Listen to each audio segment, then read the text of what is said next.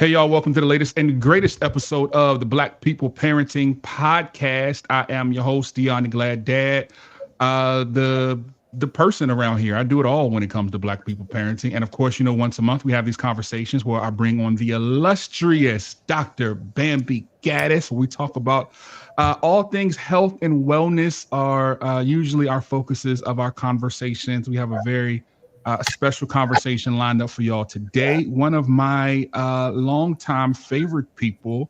I've known her since she was a little college sophomore, I believe. Now she is an adult grown woman doing adult grown woman things in the real world and just manifesting and growing. Her name is Dorian Johnson. So she's going to be joining us on this episode. I call her D. Marie. So if you hear me call her D. Marie on the show tonight, then that's just a creature of habit. But we are talking about Domestic Violence Awareness Month, which is which is in the month of October, the month that we're in currently. And we want to talk about how it affects not just Black women, but also Black men, but Black folks in general. And we just want to have a conversation about how we can, as a society, what we can do in terms of domestic violence to bring an end to it and bring more awareness to domestic violence. So, Dr. G, thank you for being here. D. Marie, thank you for being here as well. We'll be here for an hour, so let's make it worth these people's time. Let's dive right into it. Ms. Johnson, just in your experience with your work, first of all, tell us what you do. I think that's a better question. Let's lead with that. Tell us what you do in your work. Absolutely. So I currently serve as the campus program manager for Ujima Incorporated, and we are the National Center on Violence Against Women in the Black community. I've been in the violence prevention field for almost going on 10 years now. I started in different community agencies. I've done this work in higher ed. And so right now, overall, we do a fight against violence against Black women, but specifically in my position, in my corner of the organization, I'm a campus program manager. And so I oversee HBCUs that have a federal grant from the Office on Violence Against Women through the Department of Justice. And that federal grant is a campus program that helps to eradicate and prevent and provide education on dating, domestic violence, stalking, and sexual assault on college campuses. Got it. Okay. So let's dive right in. What, in your experience, in your almost 10 years experience, what's been the most profound story or moment that is deeply impacted your perspective on violence against Black women? I think we have to start from the beginning and say that violence against Black folk in general, Black women, is a systemic issue, right? So it's not anything that's in part; it's a systems problem. We are 400 years and have been 400 years behind the curve of any other race, nationality on this earth, right? And so when we are behind the curve systemically, when we are behind the curve economically, when we're behind the curve financially, that often plays a part in how we are able to show up. When we are behind the curve when it comes to education, that plays a part in how we are able to show up in this world, and therefore violence often happens as a result of that. Mm, mm, mm. So you talked about systemic issues, and we talk about this a lot on this podcast and also on my other podcast, Dads in the Class. Let's dive a little bit deeper into that perspective, right? Let's dive a little bit deeper and talk about how systemic issues can affect Black folks and how they kind of can manifest themselves within the realm of violence against us. Like, what does that picture look like? Yeah. So when we think about it, we want to the bottom line is when there is a lack of opportunities and financial barriers, that often leads to violence, right? And that's what the systemic issue is. And when we think about the history, like I said, the 400-year gap and the 400 years of being left behind of the starting line, while other groups have been able to kind of move forward with ease, that holds us back. And so what that looks like is that's being the root cause. So it's a combination of things we're not given. We're just not given opportunities in education that generally would be made available to other populations, specifically white populations. It's socioeconomics, right? So typically the higher you are in the socioeconomic strata, the greater access you have to education and resources where you can get some of this information and you can receive services. And so that's why when we look at the statistics, especially according to the National Coalition Against Domestic Violence, more than 40% of Black women have experienced intimate partner physical violence, intimate partner sexual violence, and or intimate partner stalking in their lifetimes. And that's because there's a lack of opportunities and services. Mm. Now, Dr. G, I want to bring you into this conversation. First of all, I'm sorry, I'll be remiss if I didn't mention the wonderful hat that you're wearing It's amazing. on the show today. It is so magnificent, and it is so Dr. G. And I just thank you for who you are and coming into this space and being Dr. G. In your work in the field of HIV and AIDS advocacy, how do you think the things that Ms. Johnson is talking about? How do you think that those types of things kind of manifest itself with the fight against HIV and AIDS? You're on mute. That what I'm looking forward to this let me take yeah, I'm off I mute. got you. I got you. What I'm looking really forward to is exploring these spaces of intersectionality where and for the record, one of the things that Ms. Johnson just cleared up for me, because I was getting ready to ask her, I was looking at some work in preparation for this conversation, and when I kept seeing the acronym IPV, which is intimate partner violence. And I think most people want to box it and say domestic violence when it's really not just necessarily domestic, but it's about violence with a person that we perceive to be an intimate partner.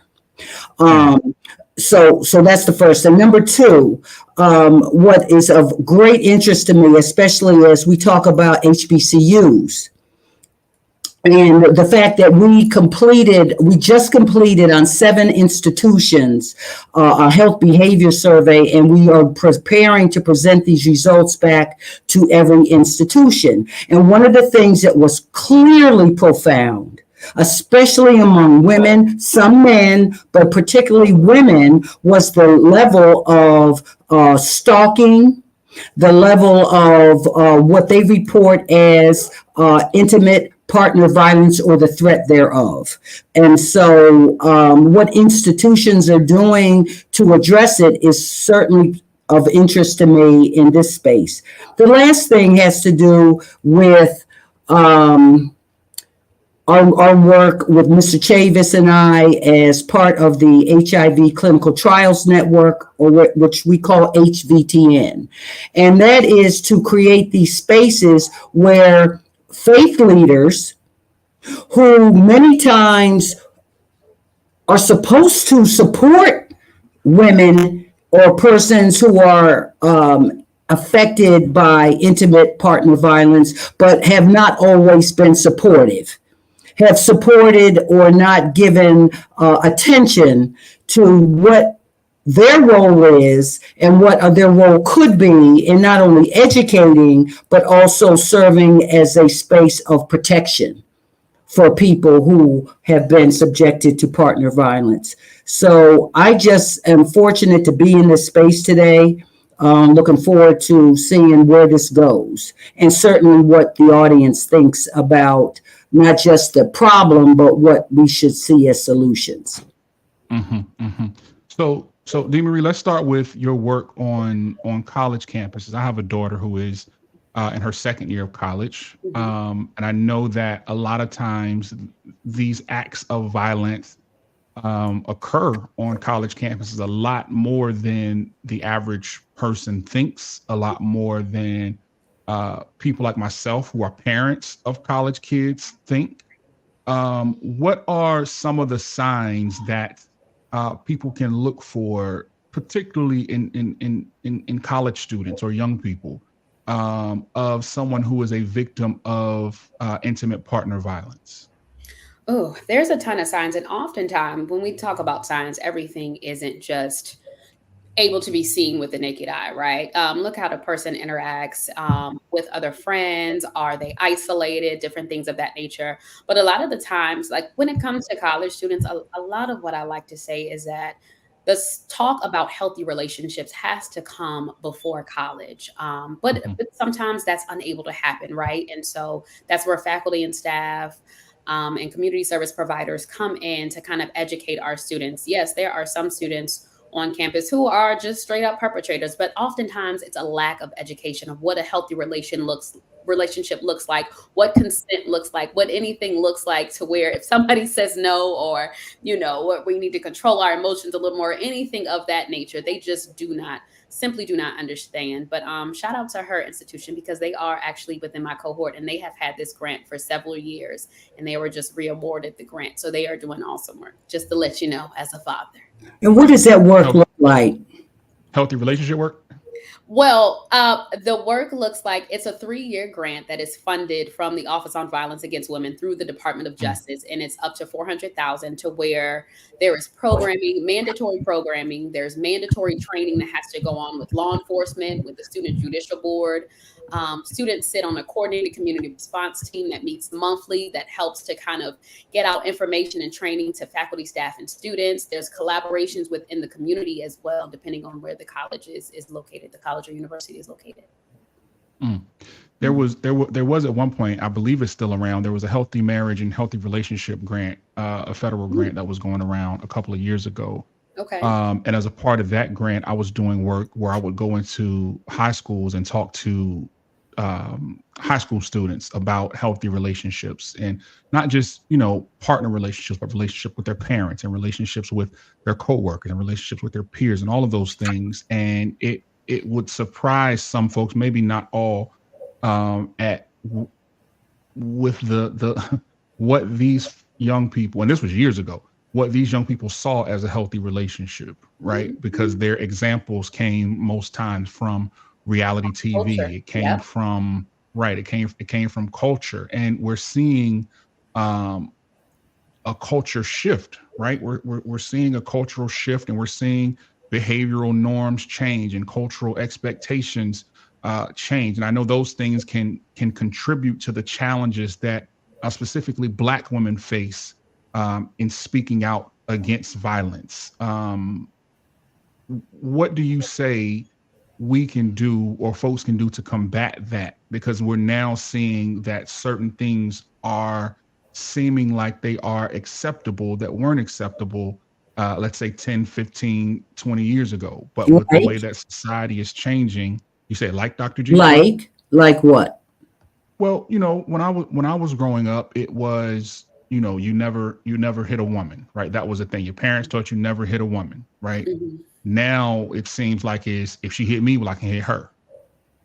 Okay. I'm not saying which is right, which is wrong. That's not my, that ain't my call. What I'm saying is that we are seeing that cultural norms are shifting, right? So I'm wondering, and always when we see these things that start to shift, oftentimes Black women are on the wrong end of it, meaning they get the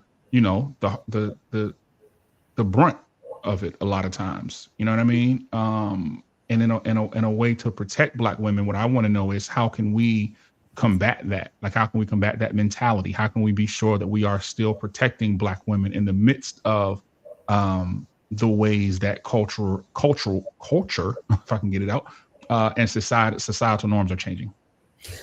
Well, one thing why norms are going to change, right? We live in a world that is ever changing, but I think we have to speak up, especially for folks that do have children, for whatever age that they are, that we have to speak up. And it's not to victim blame. It's not to say this is how a woman should act, or this is what a woman should wear, but it's just this simple education of, you should be treated with respect. You should be treated kindly. You shouldn't put your hands on anyone, or different things of just, that nature, that just it's just the bottom line of, like, respect in a relationship, and what that looks like, and boundary setting, and expectations. I think, when we think about college folk, they go to school, and this is the first time that they have ever been in a relationship, or even feel the feelings of love and all of that. They're away from home, and they're exposed to so much. But I think, if anybody, with a platform or with young children, you have to speak up, and you have to talk to them about things. Like, we have to talk Y'all know what it is. It's oftentimes, it's all the time in the Black community. We love to sweep things under the rug, right? Or we love to try to think we can just pray things away, or we are ashamed of a lot of the things we experience, and we don't talk about things. But because our mouth is closed, we often can't heal as a community because we're siloed and we're not realizing that the person next to us is going through the same thing. And if we just open our mouth and speak about it, we can all heal together as a community.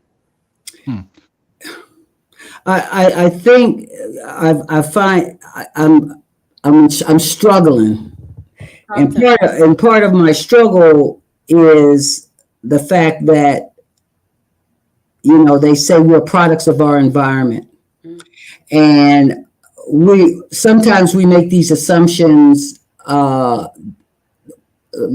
lot of young folks come into a collegiate setting or elsewhere in the world having been witnesses for their whole life, the modeling of how relationships should and shouldn't look. There was no judgment attached to it. There was no clarification to it. They lived in a household where a man was accustomed to slapping his wife or woman if she disagreed with him, and the kids saw that, and there was no retribution. Right.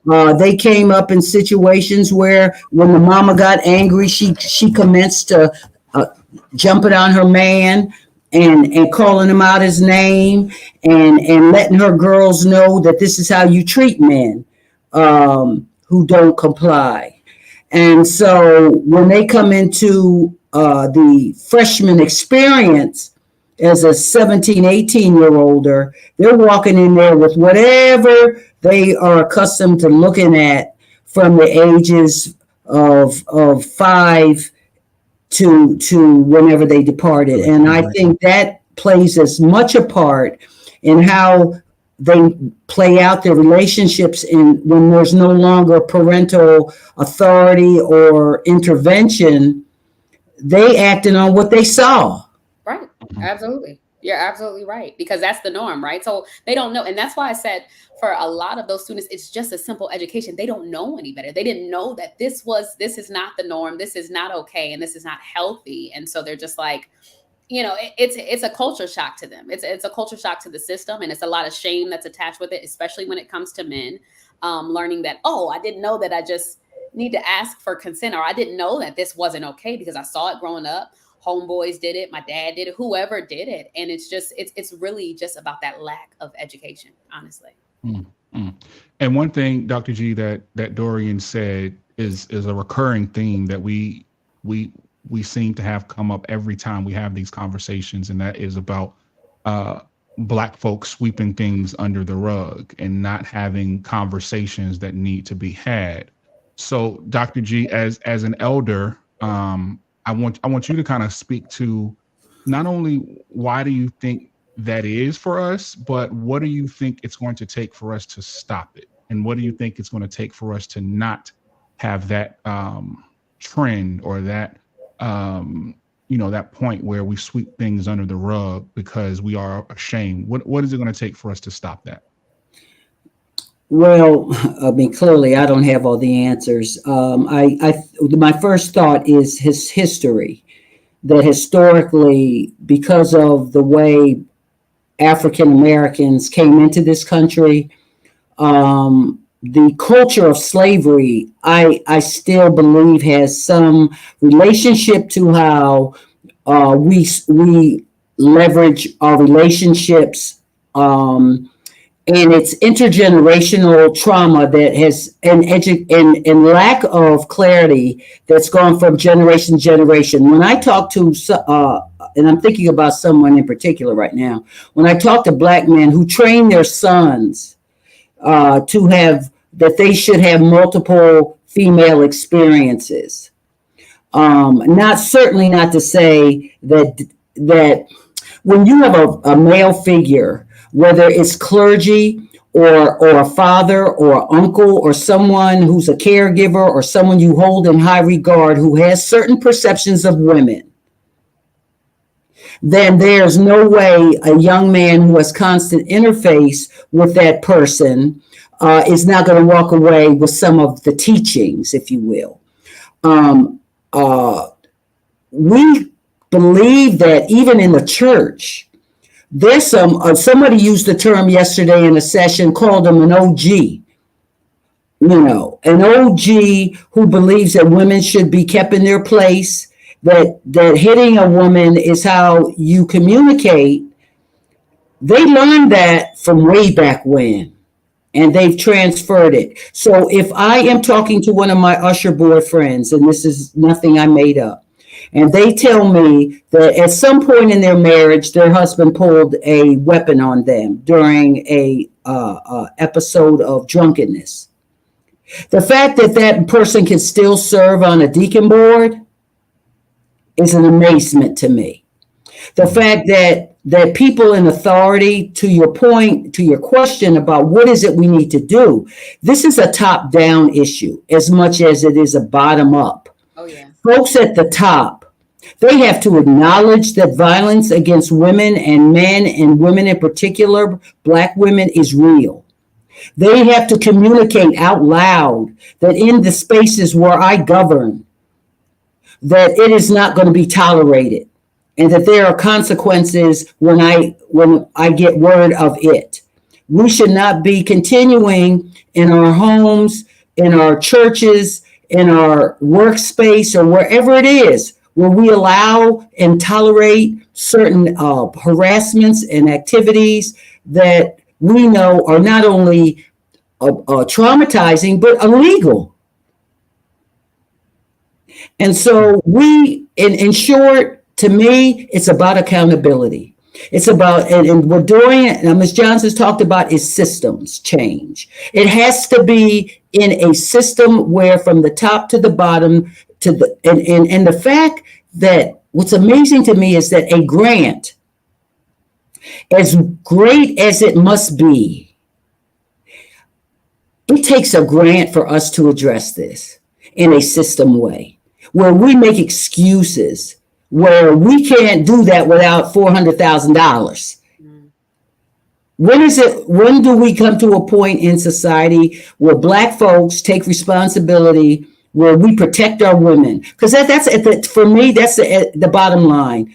Do we care about Black women? Do we cherish Black women? Do we acknowledge what they bring to the table? And I can tell you for real, that of all the species of women that reside on this earth, Black women are the least valued, the least edified of all of them. Exactly. Regardless of our socioeconomic status, we're just not valued. And this is a manifestation of it. Absolutely. And I think what you said to Dr. G, like looking at the church, like I think that is a huge opportunity right there for a system change. The church is a huge opportunity to where when it comes to domestic violence, when it comes to healthy relationships, like that can be talked about right then and there. Advocacy can be shown, resources can be given. And I think it's a missed opportunity when churches don't hone in on that, because a lot of the members are going through that, They're vulnerable. Yes, absolutely. We go to the spaces of faith because we need support.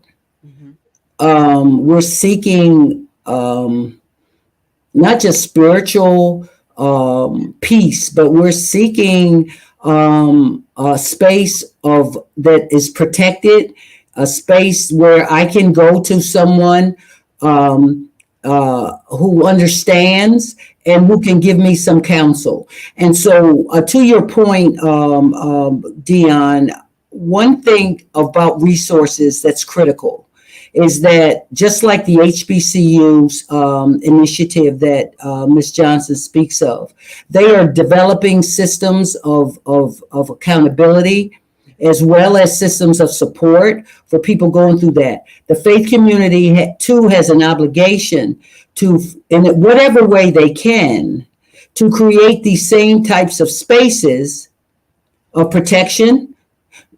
Pastors, clergy, deacons, women's guild, or health care teams, they should know where resources are.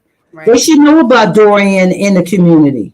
they should know her well enough to pick up the phone and say, a parishioner came to me, said they're a victim of domestic or intimate partner violence.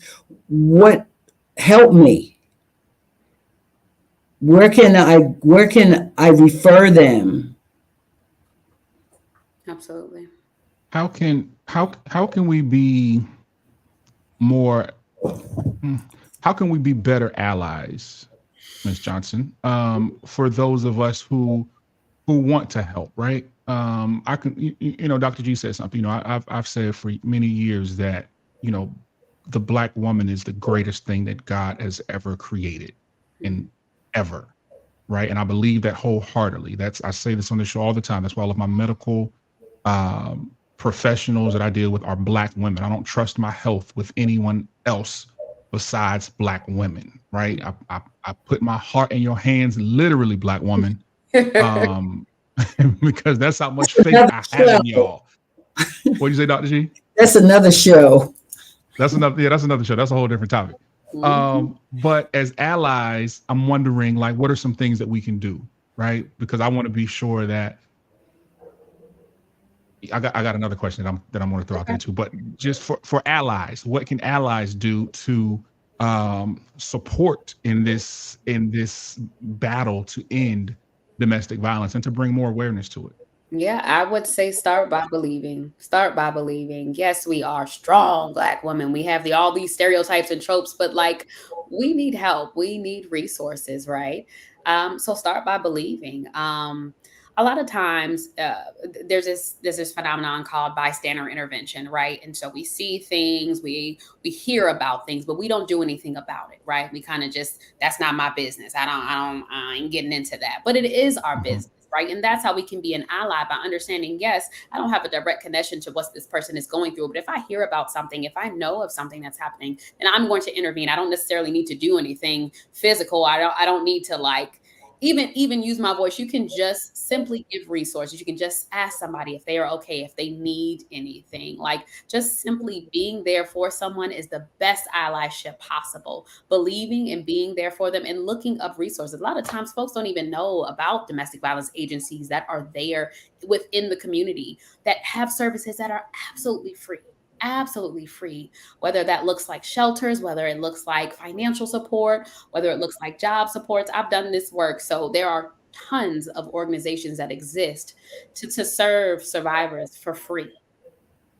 So whose job is it to know about you? Is it the like, we have schools, right? Yeah. And in South Carolina, let me use that for example. They have a statute that says that as far as comprehensive school health, there should be instruction to students during health education that addresses criminal sexual conduct, which includes sexual assault, which would include talking about subjects like domestic violence. Mm-hmm. The question is, are schools even providing that instruction where young people, men and women, understand the law and what the consequences are legally when someone says no and you violate, or you put your hands on someone in an intimate partner issue? What are the complications of that? It has to start somewhere. And so if it's not happening at home, mm-hmm.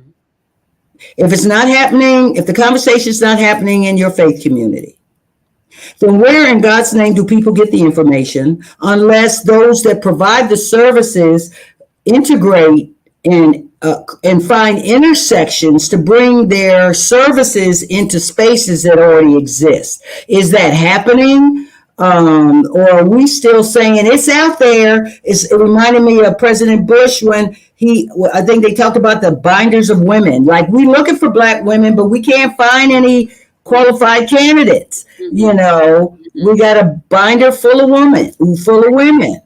So if there's all these resources, how do schools, how do faith communities, how do systems find out where you all are so that they can invite you in their space, or you can invite yourself into their space?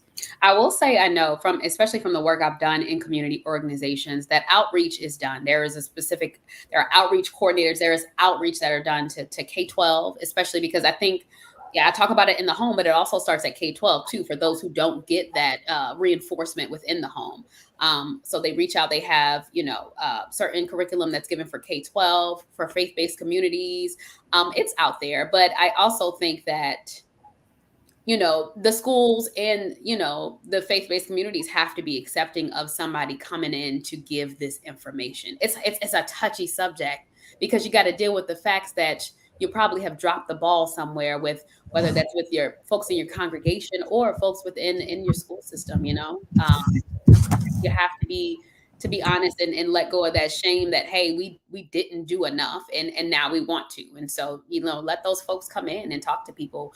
October is National Domestic Violence Awareness Month, and all faith-based communities around the country should at least have somebody on a Sunday having a table talking about their services. Here's a brochure, here's a flyer, something within the announcements. Here's who you can go to if you're experiencing any form of domestic violence. Something as simple as that. I want to go off topic just a little bit. What, DeMarie, what role or what impact, I should say, what impact do you think that, if any, the rolling back of Roe v. Wade has had on the work that you do? Oh goodness. It feels as if we are going backwards as far as what we need to do to progress as a society. It feels like, next thing you know, what, can women not vote anymore? Are we going to go back to that?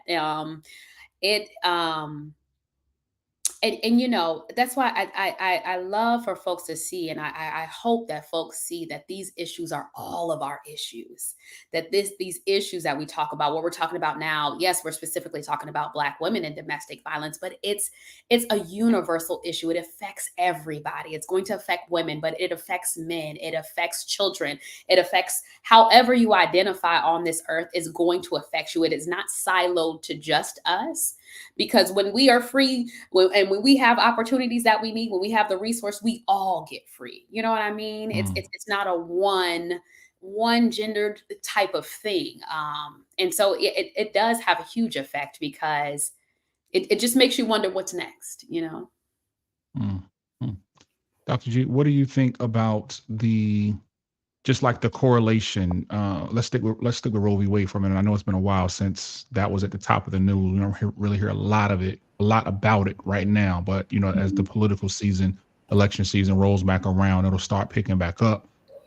In the work that you do, Dr. G, what effect has it had on you, or on the folks that you work with, should I say? Well, I think the biggest challenge that lies before us, it has to do with socioeconomic issues. Those women who are mothers or young women who can afford to travel to states where there are fewer restrictions, and have a support system, they're going to do whatever they have to do in order to ensure that they can make the decision to have a child when they're ready, willing, and able. Right. What we're most concerned about in this conversation is about lower income women or young people who don't have this plethora of money and savings accounts where they can buy themselves pay for not only the procedure, but all that comes with it in traveling to another state, in fear and in trauma, to address the reality that in this country we live the ultimate hypocrisy. You can see sex anywhere you want. We're constantly dealing with social media, trying to prevent young people from getting access. They watch movies, every movie, so many movies, I won't even go into it, depict women getting beat down or sex trafficked or whatever the scenario is, and we see this. And so when you talk about things like Roe v. Wade and the decision that, quite frankly, most were made mostly by men, White man. white men, and some black men. So let's get clear. Old, You know, old I, white man. At that. to me, as far as I'm concerned, what I see when we look at black folks who are leaning toward no choice, it's even more profound.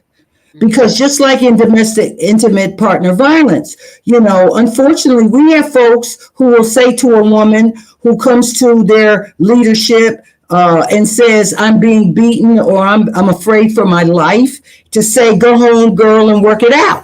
Mm-hmm. You don't committed to this person that you told God, you stood in front of God and you made a commitment to this marriage, and he's just going through something and you need to put up with it. And I would say, as a public health professional, as a Christian, as a woman who was raised by a man from the age of 8, and my youngest sister was 2, and my older sister was 10. And we lived in the 70s with a man with no mother present, which is a whole nother story. But at the end of the day, we sit around as adult women and talked about how blessed we were. How blessed we were that we were never assaulted, that he never did anything inappropriate with 3 girls in the house back during a time when it could have been happening and we would have had no options to report. And so whether it's Roe v. Wade, I believe that this is a men's issue as much as it is a woman's issue. And we need men who are protectors. We need men who understand and protect women. Doesn't have to be in your family. But if you're in a household and something go down and you see a man step into a woman, hitting a woman, in the midst of company, and I'm not making this up, I do have a reflection for what I'm saying. I would expect a man to step up and say to his brother, "Yo, dude, you out of line. Yo, dude, let's go outside and talk. This isn't the time for this." But too many sit back and say, "Well, that, like Miss Johnson said, it ain't have nothing to do with me. That's him and his woman. I'm not going to say nothing. I'll say this. I am grateful that I have a husband that who dealt with who had a mom who was beaten, who laid in his bed as a child dreaming about the day that he would be big enough to address it." And that day did come. And there's a big difference between forgetting and forgiving. That we may forgive, but you never forget. Well, Mr. Bernard already told us on a few episodes ago that he ain't forgiven. He told us that, Dr. G. You were there. Yeah. Mr. Davis was there, and he does not. He cannot tolerate men that hit women. So, Dorian, as someone who works and does this work and who lives with this work, how do you handle just the emotional toll that it can take on you, right? Because it's heavy, like like the therapists need therapy, and the strong friends need people to check on them. How do you, as someone who does the work, handle the toll that it takes on you? Oh, goodness. And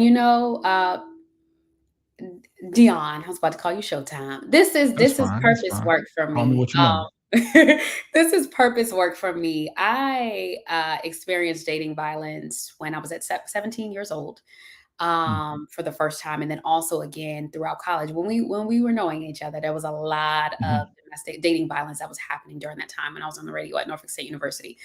And, one would think, oh my gosh, how are you able to have experienced what you have and then also be inundated in this work for 10 plus years. And like you said, therapy is a lifetime thing for me, because doing this work, but also having experienced my own trauma, it's difficult, but I see it as what I lacked and what I didn't know back then, I can then pass on to somebody else. That's why doing the work on the college campuses was amazing to me. And that's why even having Norfolk State University as one of my cohorts, it's a full circle moment, because there were resources and things that I needed back then as a survivor that just weren't available. But now that I know that the institution has the grant, that they are doing amazing work with the grant, they are phenomenal with the strategic plan and what they're doing on campus.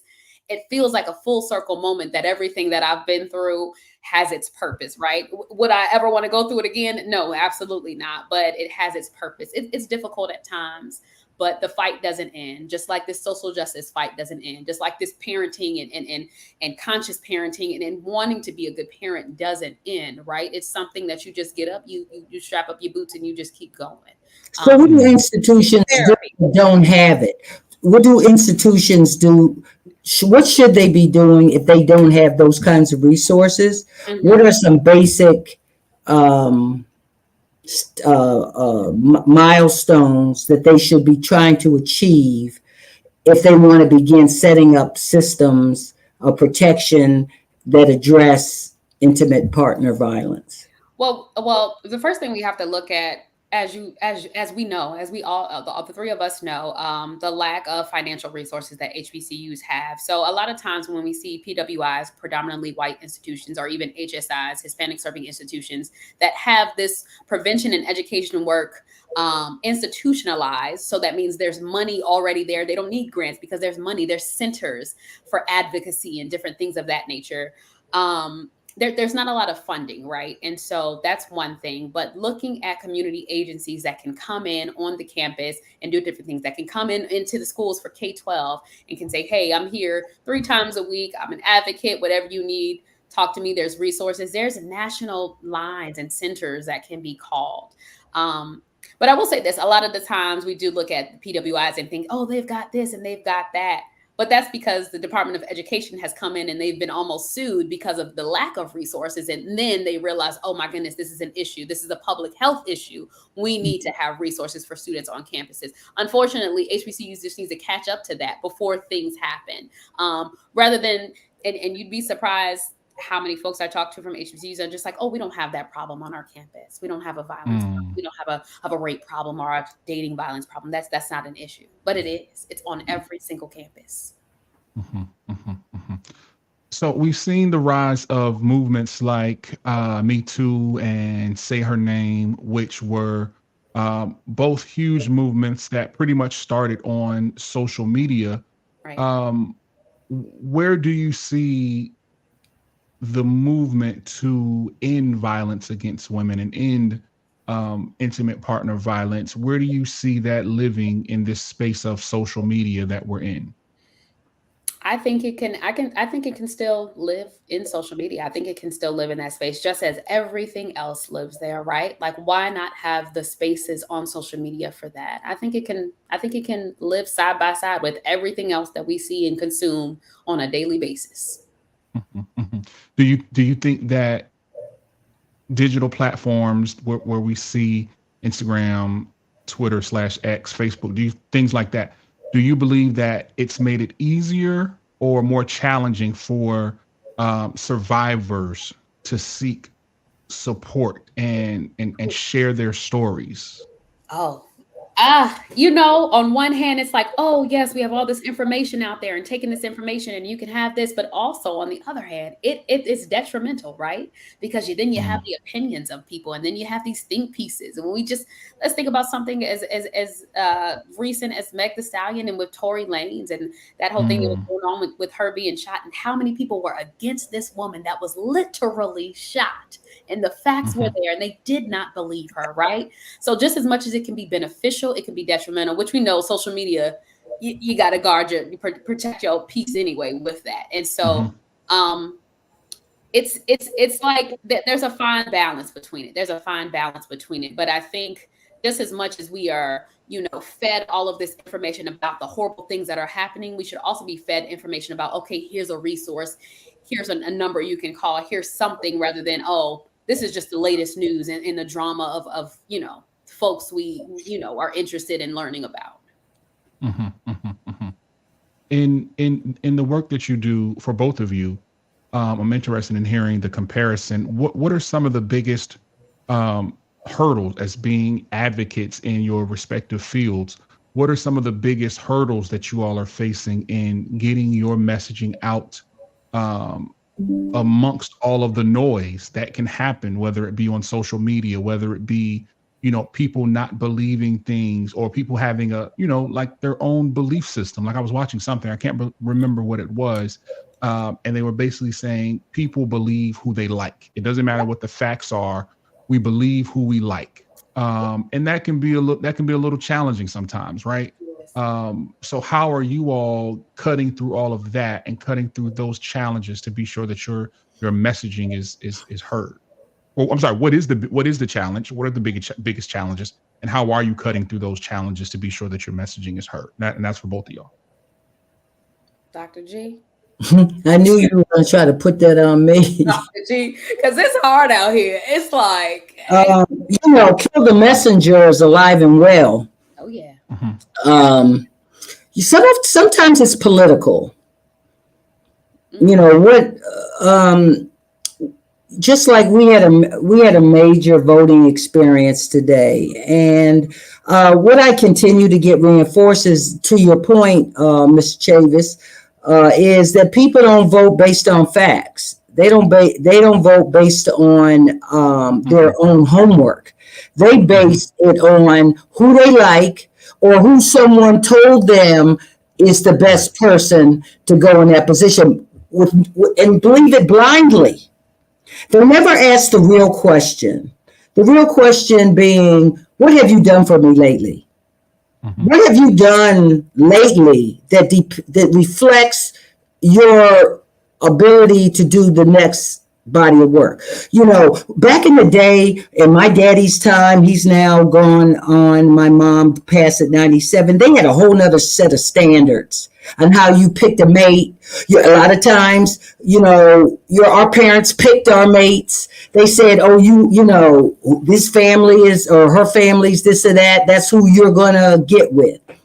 That may not be the case right now, except in spaces of wealth. I think that still goes on there. But we need to ask different questions.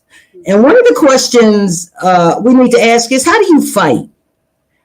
When you're ticked off and you're mad, how do you fight? Do you sleep on the couch for weeks on end because you mad? And I'm asking you, what did I do? And you telling me you know what you did. And I'm supposed to figure out what I did because you don't have the communication skills. There's all these micro dynamics in relationships. So I want to go back to something really basic. When we look at friends, lovers, and long-term partners, do we have the same set of standards? What we see in someone we would perceive to be a candidate as a long-term mate, are they the same characteristics we see in that person as a friend? Are they honest? Are they loyal? Are they trustworthy? Do they manage their money a certain kind of a way? What do they think about women and men?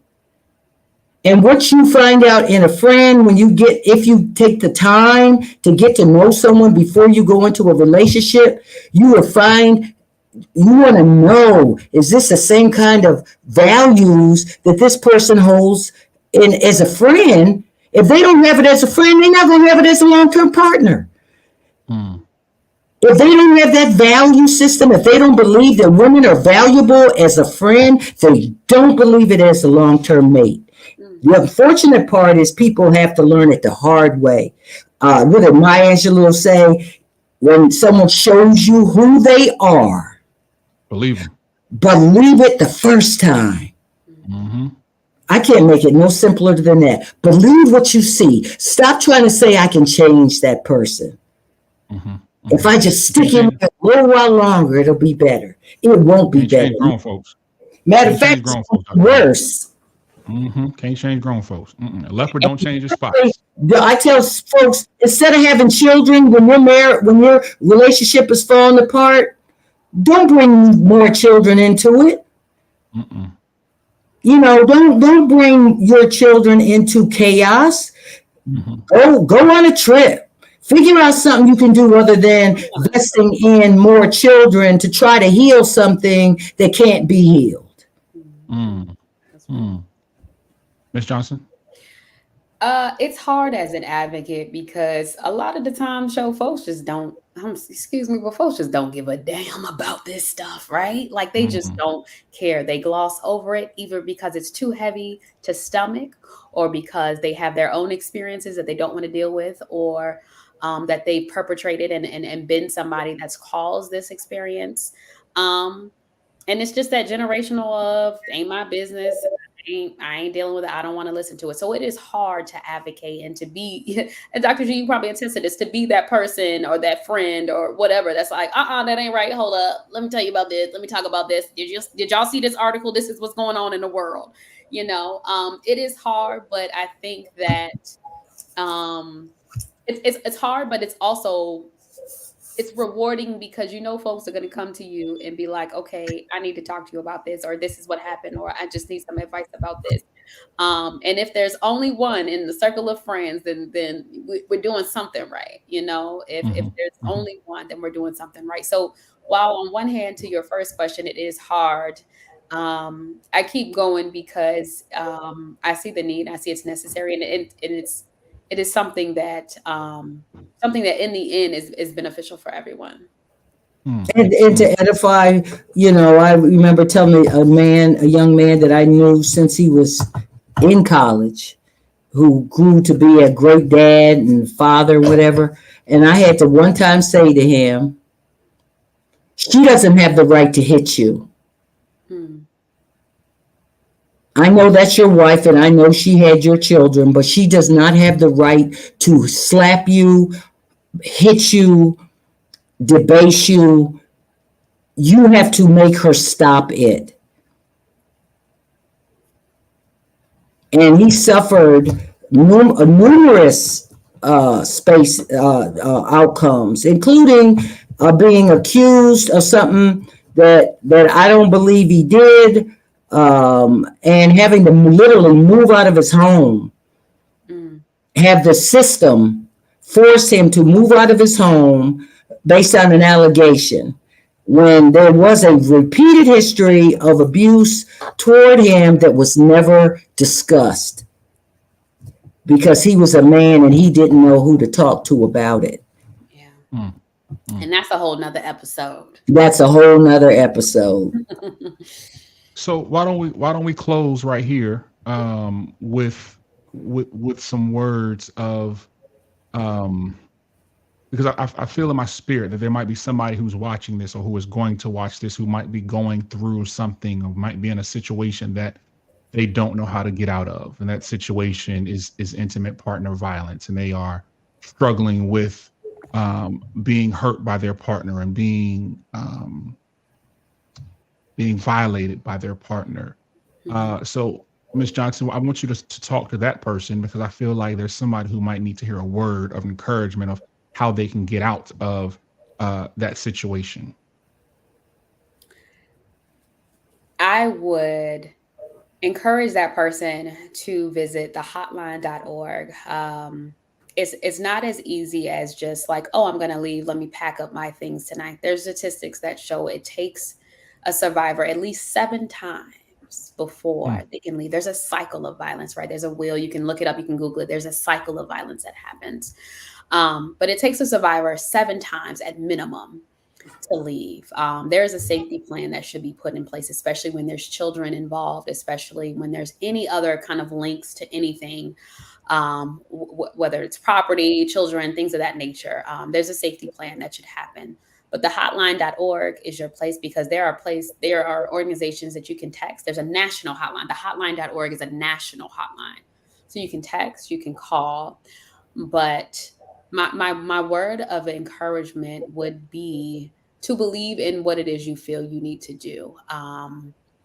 Don't look at what society says. Don't look at what your mama says, your cousin says. Believe in your heart what it is you need to do. And so if you have that feeling of wanting to leave, trust yourself. Trust yourself. It may take a little bit, but trust yourself and go through that process, because you're worth it. Dr. G, you got any closing words? She's already said what I was going to say. Trust your gut. The other part is realize that in some cases your actual life will depend on you following your gut. Yeah. That you cannot change people. They have to change themselves if that's possible. It's not your job to change them. Your job is to protect yourself and if there's a family member involved, for you to protect you and yours. After that, everything is secondary. Right. And so I would use this last opportunity to again lift up and ask that if there are faith communities who have, certainly if they have health ministries, that they think about inviting folks like Ms. Johnson, looking at resources and integrating awareness days and panels during October or whenever, to address these kinds of controversial issues and bring the information to the flock. Because somebody in the flock, based on the numbers that have been presented, 1 in 7 men and 1 in 4 women are subject to this, that someone in your audience is going to need some help. Right.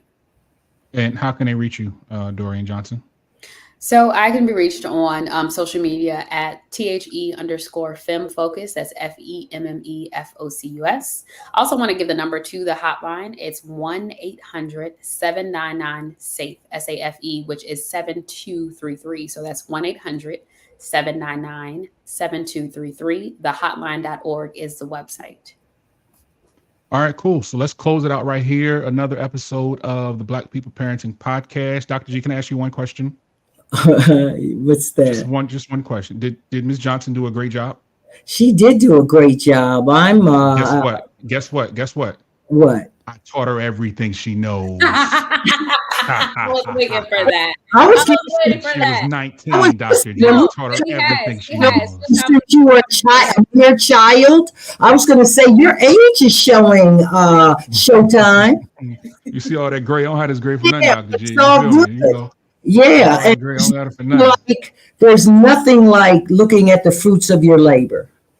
Listen, yes, absolutely, absolutely. Truly, honestly, looking like a real. He taught me a lot. See, Dr. G, and you taught me a lot, Dr. G. I appreciate you. All right, y'all, we are out of here, man. Black Dr. man. Somebody said they love your hat, Dr. G. All right, y'all. We see y'all on the next episode. Peace.